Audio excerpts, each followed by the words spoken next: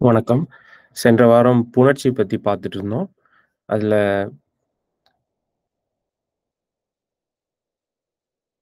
உயிரீற்று புணர்ச்சி, அதேபோல மெய்யீற்று புணர்ச்சி இதெல்லாம் பார்த்துட்டு வந்தோம். அதுல இறுதியா வந்து நம்ம மகரவீற்று புணர்ச்சி அங்க இருக்கோம். அம் இத சுருக்கமா அ கொஞ்சம் சீக்கிரமா பார்த்துட்டு, அதுக்கப்புறம் அடுத்த தலைப்புக்கு போவோம்.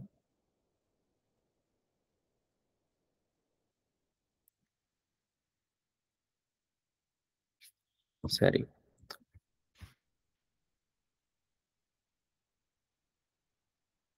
இது மகரவீற்று புணர்ச்சி. சரி. அ மகரவீற்று புணர்ச்சி இது வந்து மகரத்தில் அதாவது அ இம் அப்படின்ற எழுத்துல முடியக்கூடிய சொற்கள் நிலைமொழியில இருந்தா எப்படி புணர்ச்சி நடக்கும் அப்படின்றத பத்தி சொல்லக்கூடிய இலக்கணம். இந்த மகரவீறு வந்து நம்ம நெறைய சொற்கள் உண்டு தமிழ்ல. அதனால இந்த பகுதிய கொஞ்சம் கவனத்தோட கேளுங்க. அ பயனுள்ளதா இருக்கும். அ இந்த இடத்துல அ நிலைமொழி ஈற்றுல மகர மகரமே இருந்து வறுமொழி முதல்ல உயிர் எழுத்து வந்தால் எப்படி இருக்கும் அப்படின்னு பார்க்க போறோம். அல்வழி புணர்ச்சினா அந்த உயிரும் மெய்யும் இயல்பாக புணர்ந்து அ நமக்கு புணர்ச்சி நிகழும். உளம் கூட்டல் உவந்தான், உளமுவந்தான். இந்த இடத்துல மகரமும், உகரமும் சேர்ந்து மு என்ற ஒரு உயிர்மெய் எழுத்தாக மாறியது. இப்படிதான் எழுதணுமா அப்படின்னா, இப்படி எழுதணும்னு அவசியம் இல்லை. இயல்பாகவும் புணரலாம். உளம் உவந்தான் அப்படின்னு எழுதினாலும் தவறில்லை. இதான் அல்வழியில. ஆனா வேற்றுமையில இந்த மகரமெய் என்ன ஆகும்னா கெட்டுவிடும். அகம் கூட்டல் அழகு அப்படிங்கும்போது, அக அழகு அப்படின்னு இந்த மகரமெய் கெட்டு, அக கூட்டல் அழகுன்னு வந்துரும். இந்த இடத்துல அகன்றது உயிரீற்றுச் சொல், அழகுன்றது உயிர் முதற் சொல். அப்போ 2க்கும் இடையில ஒரு உடம்படுமை தோன்ற வேண்டும். இந்த இடத்துல வகர உடம்படுமை வந்திருக்கு. ஏன்னா வந்து அகரம் நிலைமொழியில அகரம் ஈற்றில் நிக்கிறதுனால வகர உடம்படுமை வந்திருக்கு. அப்போ அகம் கூட்டல் அழகு, அகவழகு அப்படின்னு புணரும். இன்னொரு வேற்றுமையில இன்னொரு சிறப்பு இந்த மகரவீற்று சொற்களுக்கு அத்துச்சாரியை பெற்று புணரும். அகம் கூட்டல் அழகு, இது வந்து அகம் கூட்டல் அத்து கூட்டல் அழகு, அகத்து கூட்டல் அழகு, அகத்தழகு அப்படின்னும் புணரும். இது ஒரு அழகான இது தமிழுக்கு ஒரு அழகான கூறுன்னு சொல்லலாம். அத்துச்சாரியை. இந்த அத்துச்சாரியை மகர ஈற்றுச் சொற்கள் எல்லாவற்றோடையும் வேற்றுமையில வந்து சேரும். அப்படின்றது நம்ம விதி. இல்லாட்டி அந்த மகரவீறு கெட்டு புணர்வதும் சரிதான் வேற்றுமை புணர்ச்சியில. அடுத்தது அ மகரவீற்றுல மட்டும் க, ச, த, ப இந்த 4 வல்லினங்களையும் ஒரே விதிக்கு கீழ பார்க்க போறோம். நம்ம முன்னாடி பார்த்ததுல எல்லாத்தையும் தகரத்த தனியா பார்ப்போம். க, ச, ப இந்த 3 மட்டும் பார்த்துட்டு, தகரத்த மட்டும் தனியா பார்த்தோம். இங்க வந்து க, ச, த, ப ஆகிய 4 வல்லின மெய்களையும் ஒரே விதி வச்சு பார்க்க போறோம். நிலைமொழி ஈற்றுல மகரம் இருந்து, வறுமொழி முதல்லே க, ச, த, ப என்னும் வல்லினங்களுள் ஒன்று வந்தால் என்ன நடக்கும் என்று பார்க்கப் போகிறோம். அல்வழி புணர்ச்சியில முன்வரும் வல்லினத்தின் இனமான மெல்லினமாக இந்த மகரம் திரியும். அதாவது உளம் கூட்டல் கனிந்து அப்படிங்கும்போது, இந்த வறுமொழியில க இருக்கிறதுனால, இந்த மகரமே இங்க இங்க ஆயிரும். உளங்கனிந்து அதாவது ககரத்தோட இனமான ஞகரமெய் தோன்றி, நகரமெய்யாக இந்த மகரம் திரிந்து புணர்ச்சி நடைபெறும். உளங்கனிந்து என்று மாறிவிடும். அடுத்தது நகரம் சேர்ந்து அப்படின்னு வருது. நகரஞ்சேர்ந்து அப்படின்னு மாறிடும். மரம் தனில் அப்படின்றது மறந்தனில் அப்படின்னு வந்துரும். எம் தம் அப்படின்றது எந்தம் அப்படின்னு மாறிடும். தம் அப்படின்றது உந்தம் அப்படின்னு மாறிடும். சிரம் பணிந்து அப்படின்றது சிரம்பணிந்து. இந்த இடத்துல பகரத்தோட இனமானது மகரமே தான். அதனால இந்த இடத்துல மாற்றம் எதுவும் நிகழாம இயல்பா புணர்ச்சி நிகழ்கிறது. இந்த எல்லாத்துலயுமே இயல்பாகவும் புணரலாம். உளம் கனிந்து அப்படின்னு எழுதினீங்கனாலும் சரிதான். நகரம் சேர்ந்து அப்படின்னு எழுதினாலும் சரிதான். மரம் தனில் அப்படின்னு எழுதினாலும் சரிதான். இந்த எல்லா இடங்கள்லயும் ஒன்று இந்த மகரமை வறுமொழி முதலில் உள்ள மெல்லினத்தின் இனமான வல்லினத்தின் இனமான மெல்லினமாக திரிந்து புணரலாம். அல்லது இயல்பாகவும் புணரலாம். இது அல்வழி புணர்ச்சியில. வேற்றுமை புணர்ச்சியில அதே போல முன்னாடி பார்த்தது போலயே வேற்றுமை புணர்ச்சியில மகரம் கெட்டு புணரும். ஆனா இந்த இடத்துல உடம்படுமை வராது. வல்லினம் மிகக்கூடிய இடமா இருந்தா வல்லினம் மிகுந்து புணரும். அகம் அல்லது அத்துச்சாரியை பெற்றும் புணரலாம். இது 2வது விதி. இப்ப அகம் கூட்டல் கண்ணுன்னு இருக்கு. முன்னாடி அகம் கூட்டல் அழகுன்னு இருந்தத அகவழகு அப்படின்னு எழுதணும். இங்க அகம் கூட்டல் கண் அப்படிங்கிறது அக இந்த மகரம் கெட்டுவிடும். அக கூட்டல் கண் ஆயிரும். இந்த இடத்துல முன்னாடி வல்லினம் இருக்கிறதுனால அகக்கண் அப்படின்னு வல்லினம் மிகுந்து புணரும். இதே இன்னொரு விதமா அத்துச்சாரியை சேர்த்தும் அகத்துக்கண் அப்படின்னு எழுதலாம். அதே போல புறம் கூட்டல் சேரி புறச்சேரி அல்லது புறத்துச்சேரி 2மே சரிதான். நகரம் கூட்டல் தலைவர் நகரத் தலைவர் அல்லது நகரத்துத் தலைவர் இந்த 2மே சரிதான். மரம் கூட்டல் பலகை மரப்பலகை அல்லது மரத்துப் பலகை இந்த 2ம் சரிதான். இது வல்லினம் வந்தால் வறுமொழி முதல்ல வல்லினம் வந்தால். அடுத்தது வறுமொழி முதல்ல மெல்லினத்துல ஞ வந்தால் அல்வழி புணர்ச்சியில இயல்பாக புணரும். மிகவும் நெகிழ்ந்தான் அப்படின்றது மிகவும் நெகிழ்ந்தான் அப்படின்னு இயல்பா புணர்ந்திருக்கு. வேற்றுமை புணர்ச்சியில 2 வகையாக புணரலாம். இந்த மகரம் ஞகரமாக திரிந்து புணரலாம். அல்லது அத்துச்சாரியை பெற்று புணரலாம். அல்லது இயல்பாகவும் புணரலாம். அதுவும் சரிதான். மன்னிக்கவும். இந்த இடத்துல இயல்பா புணராது. வேற்றுமை புணர்ச்சியில இயல்பா புணராது. அல்வழியில மட்டும் தான் இயல்பா புணரலாம். மகர ஈற்றுச் சொல்ல. இந்த இடத்துல அறம் கூட்டல் ஞாலம் அரஞ்ஞாலம் அப்படின்னு புணரலாம். அதாவது இந்த மகர ஈறு கெட்டு அர ஞாலம்ன்றது நடுவுல ஒரு ஞகரமை சேர்ந்து அரஞ்ஞாலம் என்று புணர்ந்துள்ளது. இல்லாட்டி அறத்து ஞாலம் அப்படின்னு அத்துச்சாரியை பெற்றும் புணரலாம். அடுத்தது மெல்லின நகரம் தன்னகரம் இந்த இடத்துல வந்துச்சுன்னா மரம் கூட்டல் நட்டான் மரம் நட்டான் இந்த இடத்துல இயல்பா புணரும். வேற்றுமை புணர்ச்சியில மகரம் கெட்டோ அல்லது அத்துச்சாரியை பெற்றோ புணரலாம். மரம் கூட்டல் நாய் மரநாய் அப்படின்னு புணரும். மரம் கூட்டல் நாய் மரத்து நாய் அப்படின்னும் சேரலாம்.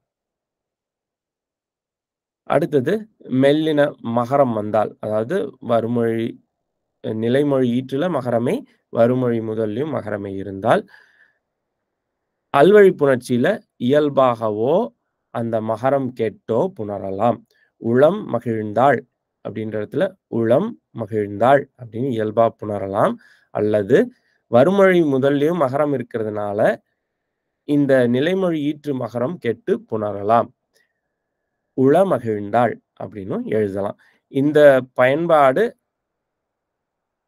செய்யுள்ல நிறைய இடங்கள்ல பார்க்கலாம். ஆனா உரைநடையில பார்க்க முடியாது. உளமகிழ்ந்தாள் அப்படின்றது. உளம் மகிழ்ந்தாள் அப்படின்றது தான் நம்ம பொதுவா உரைநடையில பார்க்கக்கூடிய பயன்பாடு.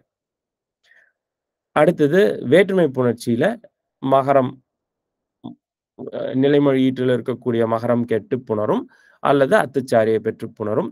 வானம் கூட்டல் மீன்றது வானமீன் அப்படின்னு ஆகலாம். அல்லது வானத்து மீன் அப்படின்னு மாறலாம். உளம் கூட்டல் மகிழ்ச்சின்றது உள மகிழ்ச்சின்னு ஆகலாம். இல்லாட்டி உளத்து மகிழ்ச்சி அப்படின்னு மாறலாம். அடுத்தது வறுமொழி முதல்ல யகரம் இருந்தால் அல்வழி புணர்ச்சியில இயல்பா புணரும். தேடும் கூட்டல் யானை தேடும் யானை இயல்பு. வேற்றுமை புணர்ச்சியில முன்பு பார்த்தது போலவே மகரம் கெட்டோ அத்துச்சாரியை பெற்றோ புணரும். மரம் கூட்டல் யானை மர யானை அல்லது மரத்து யானை என்று புணர்ச்சி நடைபெறும். அடுத்தது வறுமொழி முதல்ல இடையின வகரம் வந்தால் அல்வழியில இயல்பு வரும் கூட்டல் வளவன், வரும் வளவன் அப்படின்னு ஆயிரும்.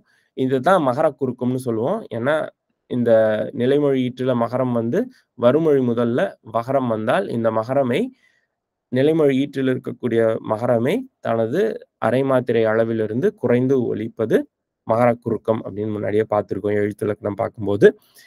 அது இந்த இடத்துல வரும் வளவன் இயல்பு புணர்ச்சி. அடுத்தது வேற்றுமையில மகரம் கெட்டோ அல்லது அத்துச்சாரியை பெற்றோ புணரலாம். மரம் கூட்டல் வண்டி, மரவண்டி அல்லது மரத்து வண்டி இரண்டும் சரிதான். சரி. இந்த மகர ஈற்று புணர்ச்சி எளிமையா இருக்கும்னு நினைக்கிறேன். ஒண்ணு மனசுல வச்சுக்கணும். அ எப்பொழுதுமே அல்வழி புணர்ச்சியில இயல்பா புணரும். வேற்றுமை புணர்ச்சியில ஒண்ணு அந்த மகரம் கெட்டு புணரலாம். மகரம் கெட்டு வரும்பொழுது சில இடங்கள்ல வல்லினம் மிகலாம். சில இடங்கள்ல நம்மளுக்கு இந்த உடம்படுமை தோன்றலாம். அல்லது வேற்றுமை புணர்ச்சியில அத்துச்சாரியை பெற்று புணரலாம். இது வந்து எப்பவும் மனசுல வச்சுக்கணும். அடுத்தது தேன்மொழி புணர்ச்சி. தேன் அப்படின்ற சொல் எப்படி புணரும் அப்படின்றது. இது மட்டும் ஒரு சிறப்பான எல்லா இலக்கண நூல்கள்லயும் தேன், நெல் இது போன்ற சொற்கள்லாம் பார்க்கலாம். அ நெல் அப்படின்ற சொல் கொஞ்சம் அ நெறைய புணர்ச்சியில வராது. ஆனா தேன்ன்றது நெறைய செய்யுள்ல நீங்க பார்க்க முடியும். அதனால இத மட்டும் நான் குடுத்துருக்கேன் இங்க. தேன் அப்படின்ற சொல் நிலைமொழியிலிருந்து வருமொழியில வல்லினம் வந்தால் என்னாகும்னா, 3 வகையா புணரலாம். ஒண்ணு இயல்பா புணரலாம். தேன் கூட்டல் கனி, தேன்கனி. இல்லாட்டி அந்த தேன் என்ற சொல் ஈற்றிலுள்ள ரன்னகர மெய் வருமொழியில் இருக்கக்கூடிய வல்லினமாக திரிந்து புணரலாம். தேன் கூட்டல் கனி, தேக்கனி. இந்த நகரம் வந்து ககரம் ஆயிடுச்சு இந்த இடத்துல. அல்லது இந்த நிலைமொழி ஈற்றில் இருக்கக்கூடிய நகரம் வருமொழி முதலில் இருக்கக்கூடிய வல்லினத்தின் இனமான மெல்லினமாக மாறி புணரலாம். அது வந்து தேன் கூட்டல் கனி, தேங்கனி என்று 3 வகையாக. அதாவது இயல்பா புணரலாம் தேன்கனி என்று. அல்லது அந்த நகரம் வல்லினமாக மாறி தேக்கனி என்று புணரலாம். அல்லது அந்த நகரம் மெல்லினமாக மாறி தேங்கனி என்று புணரலாம்.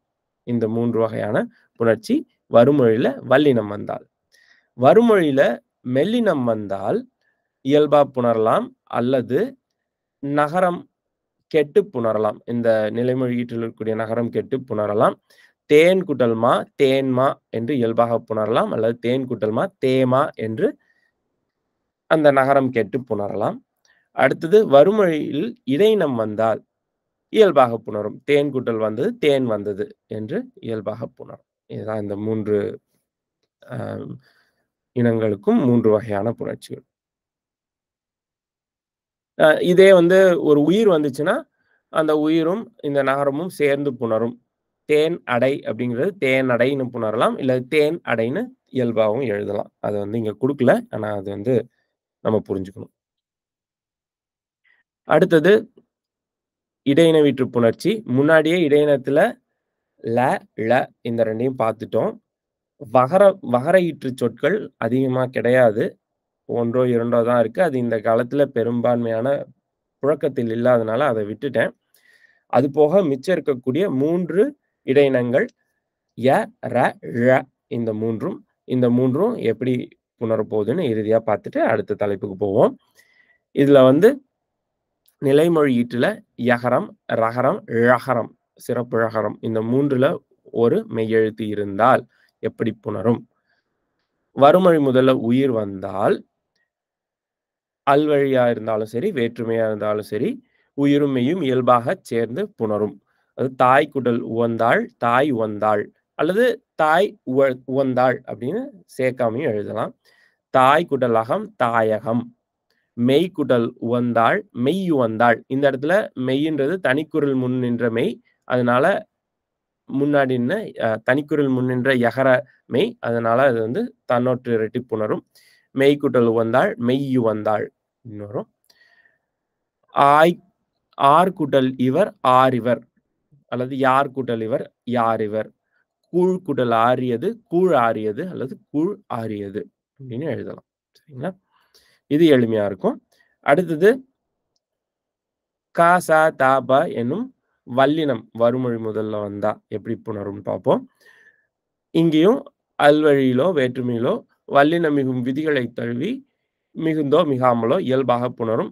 இந்த வல்லினம் மிகும், மிகா இடங்கள் நம்ம அடுத்த வகுப்புல பார்ப்போம். ஆனா இப்போதைக்கு இத மனசுல வச்சுக்கோங்க. இந்த ய, ர, ழ இந்த 3 எழுத்துகளுக்கு இந்த 3 மெய் எழுத்துகளுக்கு முன்னாடி மட்டுமே வல்லினம் மிக முடியும், மிகுந்தால். மகர ஈற்று புணர்ச்சியில மட்டும் தான் வல்லினம் மிகும்னு பார்த்தோம். அந்த இடத்துல மகரம் கெடுவதால வல்லினம் மிகும். சரிங்களா? இந்த இடத்துல. இங்க பார்த்தோம் இல்லைங்களா? இங்க வந்து வல்லினம் கெடுவதால அ அந்த அ மகர ஈறு கெடுவதால வல்லினம் மிகும். இல்லாட்டி இங்கேயுமே மிக முடியாது. அந்த மகர ஈறு கெட்டதுனால அக கூட்டல் கண்ணுன்னு இருக்கிற இடத்துல அக கண்ணும் மாறும். வேற எந்த ய, ர, ழ தவிர வேற எந்த மெய்யீருக்கு அடுத்தும் வல்லினம் மிகாது. மிகணும்னா இந்த இடத்துல மட்டும் தான் மிக முடியும். அத மனசுல வச்சுக்கோங்க. இங்க வந்து க, ச, த, ப வந்துச்சுன்னா, போய் கூட்டல் சேர், போய்ச்சேர் அப்படின்னு இது வந்து அல்வழியில மிகுந்திருக்கு. கூழ் கூட்டல் கொதித்தது, கூழ் கொதித்தது. இந்த இடத்துல ழகரத்து பின்னாடி மிகல. இது வந்து இதுவும் அல்வழி தான். எழுவாய் தொடர். கூழ் கூட்டல் குடி 2ஆம் வேற்றுமை தொகை கூழ்குடி இங்கேயும் மிகாது. பாய் கூட்டல் சுருட்டு, பாய் சுருட்டு இதுவும் 2ஆம் வேற்றுமை தொகை. பாயச் சுருட்டுன்றது பாய் சுருட்டு என்று அந்த 2ஆம் வேற்றுமை உருபு கெட்டு வந்திருக்கு. அதனால இது 2ஆம் வேற்றுமை தொகை. இந்த இடத்துலயும் மிகாது. ஊர் தேடு, ஊரைத் தேடு இதுவும் 2ஆம் வேற்றுமை தொகை. இந்த இடத்துலயும் மிகாது. ஊர் தேடு. கூழ்ப்பானை இது வந்து வேற்றுமை. 2ஆம் வேற்றுமை உருவும் பயனும் உடன் தொக்க தொகை. கூழைக் கொண்ட பானை அல்லது 3ஆம் வேற்றுமை உருவும் பயனும் உடன் தொக்க தொகை அப்படின்னு கூட வச்சுக்கலாம். கூழால் நிரம்பிய பானை அப்படின்னும் எழுதலாம். இது வந்து கூழ்ப்பானை. இந்த இடத்துல வல்லினம் மிகும். சரிங்களா? இந்த விதிகள் நம்ம பின்னாடி பார்ப்போம். இப்போதைக்கு மனசுல வச்சுக்கோங்க. இந்த இடத்துல மிகுந்தோ, மிகாமலோ புணரலாம். அடுத்தது மெல்லினம் வந்தால் என்ன ஆகும்னா, அந்த மெல்லினமை மிக்கு புணரும். வல்லினம் மிகுவதைப் போல இந்த இடத்துல மெல்லினமை மிக்கு புணரும். அல்லது இயல்பாகவும் புணரலாம். இந்த காலத்துல அது ஏற்றுக்கொள்ளப்பட்ட விதியே. ஆனா செய்யுள்லலாம் பார்த்தீங்கன்னா, இந்த மாரி எழுதியிருப்பாங்க. மெய் கூட்டல் ஞானம், மெய்ஞானம்னு இருக்கும். அதேபோல மெய் கூட்டல் முதல், மெய்ம்முதல்னு இருக்கும். நெய் கூட்டல் நன்று, நெய்நன்றுன்னு இருக்கும். அந்த வறுமொழியில இருக்கக்கூடிய மெல்லினம் இடையில மிக்கு புணரும். மற்ற இடங்கள்ல அ மன்னிக்கவும். இது வந்து தனிக்குறில் முன் மெய் நின்றால் மட்டுமே இந்த இந்த இந்த விதி. மற்ற இடங்கள்ல மிக்கும் எழுதலாம், மிகாமலும் எழுதலாம். தாய் கூட்டல் நெகிழ்ந்தால், தாய் நெகிழ்ந்தால்னு எழுதலாம். ஊர் கூட்டல் நெகிழ்ந்தது, ஊர் நெகிழ்ந்தது. கார் கூட்டல் ஞாலம், கார் ஞாலம். கூழ் கூட்டல் நன்று, கூழ் நன்று. இந்த இடத்துல அந்த மெல்லினம் மிகுவதில்லை. தனிக்குறில் முன் மட்டுமே மெல்லினம் மிக்கு புணரும். இந்த காலத்துல மிகாமலும் எழுதுறோம். நெய், நன்று அப்படின்னு எழுதினாலும் தவறில்லை. சரிங்களா? அடுத்தது இடையினம். இடையினத்துல வறுமொழியில இடையினம் வந்தால் எல்லா இடங்களிலும் இயல்பா புணரும். போர் கூட்டல் யானை, போர் யானை. கூழ் கூட்டல் யாது, கூழ் யாது. நாய் கூட்டல் யாது, நாய் யாது. போர் கூட்டல் வரும், போர் வரும். இந்த இடத்துல யகரம் வரும் இடங்கள்ல மட்டும் சில இடங்கள்ல இகரத்த சேர்த்து எழுதுவாங்க. அந்த வழக்கம் இந்த காலத்துல இல்ல. அதனால அத நான் இங்க குடுக்கல. சரிங்களா? இது வந்து புணர்ச்சி இலக்கணம். இன்னைக்கு நம்ம பார்த்திருக்கோம். அடுத்தது பன்மை இலக்கணம் பத்தி கொஞ்சம் சுருக்கமா பார்த்துட்டு, அதுக்கப்புறம் ஒரு இத பார்ப்போம். சரி. இப்ப வந்து பன்மை அப்படின்றது பன்மை பொருள் எழுவாயாக வந்தால் பயனிலை கண்டிப்பாக பன்மையில் இருக்க வேண்டும் அப்படின்றது விதி. அதாவது எழுவாயோட எண் என்னவோ அதோடு ஒத்திருக்க வேண்டும் பயனிலையோட எண். நம்ம இந்த காலத்துல வந்து நிகழ்ச்சிகள் தொடர்கிறது அப்படின்னு சொல்றோம். இது தவறு. இந்த மாதிரியான பயன்பாடு பல இடங்கள்ல நீங்க கேட்கலாம். மேடை பேச்சுகள்லயே பேசுறாங்க. அது தவறு. நிகழ்ச்சிகள் தொடர்கின்றன அப்படின்றது தான் சரி. ஏன்னா நிகழ்ச்சிகள்ன்றது பன்மையில இருக்கு. அப்போ தொடர்கின்றன என்று பயனிலையும் பன்மையில் இருக்க வேண்டும். இதேபோல நிகழ்ச்சி தொடர்கின்றன என்று எழுதினாலும் தவறில்லை. எழுவாயில பன்மைய காட்டணும்னு அவசியம் இல்ல. ஆனா பயனிலையில கண்டிப்பா காட்டணும் அப்படின்றது நம்ம தொல்காப்பிய விதி. இது இந்த காலத்துல நம்ம நிகழ்ச்சி தொடர்கின்றன அப்படின்னு சொல்லும்போது தவறுன்னு நெனச்சுக்கிறோம். நிகழ்ச்சிகள் தொடர்கிறதுன்றது சரின்னு நெனச்சுக்கிறோம். ஆனா இலக்கணப்படி நிகழ்ச்சிகள் தொடர்கிறதுன்றது தவறு. நிகழ்ச்சி தொடர்கின்றன என்றது சரி. நீங்க இலக் அ இலக்கியமெல்லாம் செய்யுள்லாம் படிக்கும்போது நெறைய இடங்கள்ல அங்க இருக்கக்கூடிய எழுவாய் ஒருமையில இருக்கும். ஆனா பயனிலை பன்மையில இருக்கும். எருமை சிறுவீடு அ மேய்ந்தனகான் அப்படின்னு இந்த திருப்பாவையில வரும்.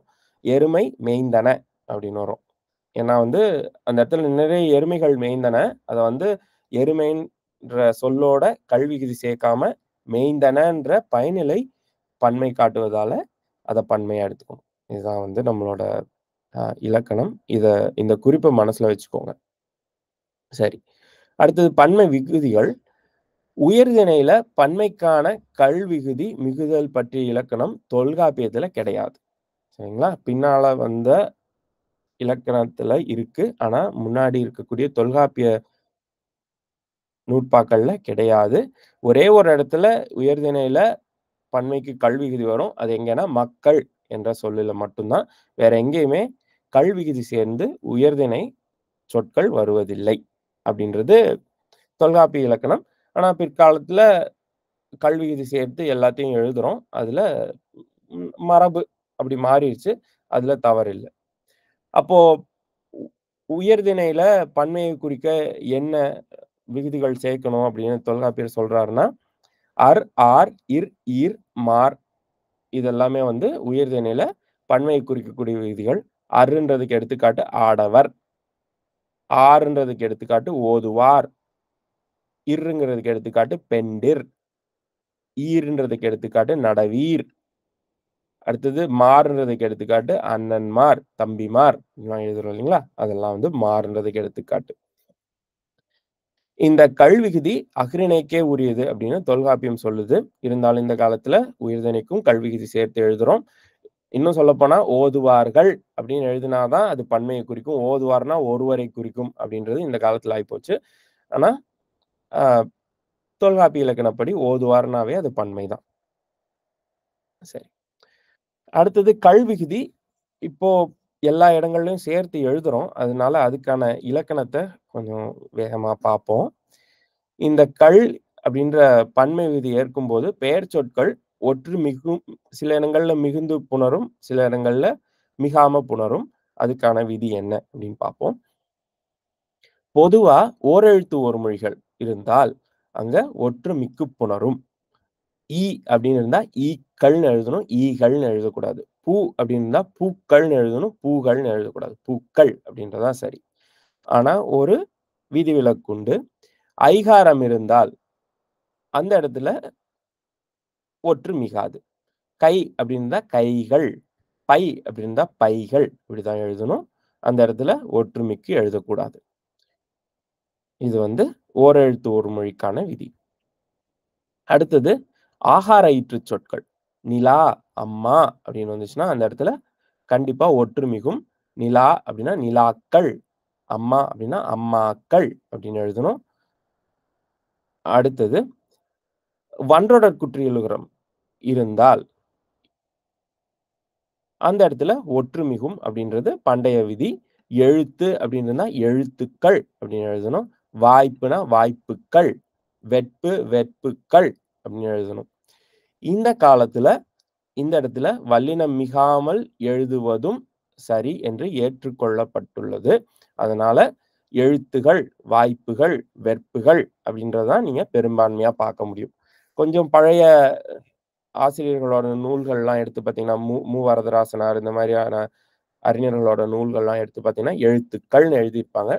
இந்த காலத்துல எல்லா அறிஞர்களும் எழுத்துகள் அப்படின்னு தான் எழுதுறாங்க. வாழ்த்துகள், வாய்ப்புகள், வெற்புகள் இப்படிதான் எழுதுறாங்க. இது வன்றொடர் குற்றியலுகரமா இருந்தாலும் வல்லினம் மிகாமல் கல்விகுதி புணர்வது இந்த காலத்தில் ஏற்றுக்கொள்ளப்பட்ட விதி. அடுத்தது உகரஈற்று குறிலிணை. அ வ இந்த இடத்துல வடு, கொசு, உரு, புழு அப்படின்னு குறில் இணை அப்படின்னா 2 குறில்கள் 2 குறில் எழுத்துகள் சேர்ந்து வரக்கூடிய சொற்கள். வடு அப்படின்றது வ அப்படின்றது ஒரு குரில். டு அப்படின்றது ஒரு குரில். வடு அப்படின்றது உகரஈற்று குறிலிணை. அதாவது உகரத்தை ஈற்றில் கொண்ட குறிலிணை.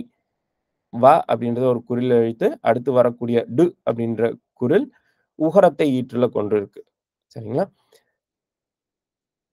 வடு அப்படின்றது வடுக்கள். அந்த இடத்துல வல்லினம் மிகும். கொசு அப்படின்றது கொசுக்கள் என்று வல்லினம் மிகும். உரு அப்படின்றது உருக்கள் என்று வல்லினம் மிக்கு புணரும். புழு அப்படின்றது புழுக்கள் அப்படின்னு வல்லினம் மிக்கு புணரும். அடுத்தது தனிக்குறில் முன் லகரமோ இருந்தால் என்ன ஆகும் அப்படின்னு பார்த்தீங்கன்னா, இந்த லகரமும் ர, ட என்று மாறி புணரும். கல் அப்படின்னா கற்கள், புல் அப்படின்னா புற்கள், புல் அப்படின்னா புட்கள், முள் அப்படின்னா முட்கள் என்று லாவும், லாவும், டாவும், ராவும் திரிந்து புணரும். அடுத்தது மகர ஈற்று சொற்கள் இருந்தால், இந்த இடத்துல அந்த மகரம் கேட்டு ஞகரம் வந்து புணரும். மரம்னா மரங்கள், காலம்னா காலங்கள் என்று புணரும். இது போக ஏனைய இடங்கள்ல வல்லினம் மிகாது. கல்வி விதி புணரும்போது வல்லினம் மிகாது. வழிகள், மரபுகள், காசுகள், நண்டுகள், சார்புகள், தேர்வுகள், மெய்கள், கைகள், கண்கள், கால்கள், தாள்கள், பொருள்கள், பாய்கள், ஊர்கள், கூழ்கள் என்று இப்படி வல்லினம் மிகாது கல்விகுதி புணரும். சில விதிவிலக்குகள் உண்டு. ஆட்கள், ஆள்கள்னு எழுதுறதில்ல, ஆட்கள்னு எழுதுறோம். நாள்கள்னு எழுதுறதில்ல, நாட்கள்னு எழுதுறோம். பொருட்கள்னு எழுதுறோம். இது எல்லாமே விதிவிலக்குகள். இது எதனாலனா, இது ஏற்றுக்கொள்ளப்பட்டதா? இந்த இடத்துல பொருள்கள்னு எழுதணுமா? பொருட்கள்னு எழுதணுமான்னு கேட்டீங்கன்னா, எப்படி வேணாலும் எழுதலாம். ஏன்னா, பொருள்கள்ன்றது சரிதான். ஆனா நம்ம மரபு என்னன்னா, பொருட்கள்னு எழுதி பழகிட்டோம். அது ஏற்றுக்கொள்ளப்பட்ட ஒரு பயன்பாடு. அதுல தவறில்ல. இத வந்து மனசுல வச்சுக்கணும். சரிங்களா? சரி. நன்றி. இதுவரைக்கும் இந்த வாரம் சொல்லணும்னு நெனச்சேன். அப்புறம் இன்னொரு செய்தி, நான் 2, 3 வாரங்களுக்கு முன்னாடி அ ஒரு கேள்வி ஒருத்தர் கேட்டிருந்தாங்க. அதுவும், அப்புறம் இன்னொன்னு நான் அ தவறா சொல்லியிருந்தேன். அதையும் மாத்தி அது என்னன்னு விளக்கப் போறேன். நம்ம சொல்லிலக்கணம் பார்க்கும் பொழுது, அதுல எதிர்மறை எதிர்மறை பொருளை காட்ட வரக்கூடிய இடைநிலை. அல் அப்படின்ற இடைநிலை பார்த்தோம். அது பத்தின ஒரு சின்ன செய்தி. அ இந்த இடத்துல இருக்கு. சரி. இந்த இடத்துல அல் அப்படின்ற வினையெச்ச வடிவங்களோடு புணரும் இடைநிலைகள், எதிர்மறை இடைநிலைகள் இருக்குன்னு பார்த்தோம். அதுல அ பெரும்பாலும் என்ற இடைநிலை வந்து காலம் காட்டும் இடைநிலைக்கு அடுத்து வரும். அது வந்து உண்டிலன் அப்படிங்கிறது அ உன் கூட்டல் கூட்டல் கூட்டல் அன் அப்படின்னு பிரிக்கணும். இது ஒருத்தர் சுட்டுனாங்க வகுப்புல. அத நான் மறுபடியும் விளக்க மறந்துட்டேன். அந்த இடத்துல வந்து அ ஒரு இருக்கு. உன் கூட்டல் கூட்டல் கூட்டல் அன் அப்படின்னு பிரிக்கணும். அதுல இட்டுன்றது இறந்த கால இடைநிலை தான். இந்த இல்லுன்ற எதிர்மறை இடைநிலை பொதுவாக காலம் காட்டும் இடைநிலைக்கு அடுத்து வரும். இது வந்து அவங்க சொன்ன கருத்து சரியே. அத ஒண்ணு சொல்லணும். 2வது வந்து ஒருத்தங்க மக்காள் அப்படின்ற சொல் அல்லது அ குருகால் அப்படின்ற சொல் வந்து என்ன இலக்கணம்னு கேட்டிருந்தாங்க. அதுக்கு வந்து ஒரு அ அத் அ அதுக்கான அந்த கால்ன்றது என்ன அப்படின்னு கேட்டிருந்தாங்க. அந்த கால் அப்படின்னு முடியக்கூடிய அ இடம் வந்து ஈற்றயல் நீட்சி அப்படின்னு சொல்லுவோம். இது இது எங்கன்னா, இது விழி வேற்றுமையில இந்த மாரி வரும். குறிலிருந்து அதுக்கு அடுத்தது ஒரு மெய்யீறு வந்தால், குறில் குறில் ஈற்றயல் மெய்யீறு. குறில் ஈற்றயல்னா கடைசி எழுத்து ஈறுன்னு சொல்லுவோம். இந்த மக்கள்ன்றது மெய்யீறு. மெய்யீறுன்றது லகரத்துல முடிஞ்சிருக்கு மெய்யீறு. அதுக்கு அயல் எழுத்து, அதுக்கு பக்கத்துல இருக்கக்கூடிய எழுத்து குறில் எழுத்தாக இருந்தால், அந்த ஈற்றயல் எழுத்து நீண்டு விளியாக மாறும். இப்ப மக்கள் அப்படின்னு இருக்கிறது மக்காள் அப்படின்னு மாறும். தென்றல் அப்படின்னு இருக்கிறது தென்றால் அப்படின்னு மாறும். நெய்தல் அப்படின்றது நெய்தால் அப்படின்னு மாறும். நீங்க விளித்து கூப்பிடுவது நெய்தால் அப்படின்னு சொல்லுவோம். இத இத வந்து வேற ஒரு அருணகிரிநாதர் வந்து தமிழ் அப்படின்றத தமிழ் அப்படின்னு இழுத்திருப்பார் ஒரு இடத்துல. இதுவும் இந்த மரபை தழுவி வந்த பயன்பாடே. ஆனா, பொதுவா நம்ம இகரத்த அந்த மாரி நீட்டுவது கிடையாது. ஆனா, அவர் வந்து ஒரு இடத்துல பயன்படுத்தியிருப்பார். தமிழ், தமிழ் அப்படின்னு. இதெல்லாமே வந்து வெளி வேற்றுமைக்கான இலக்கணம். சரி.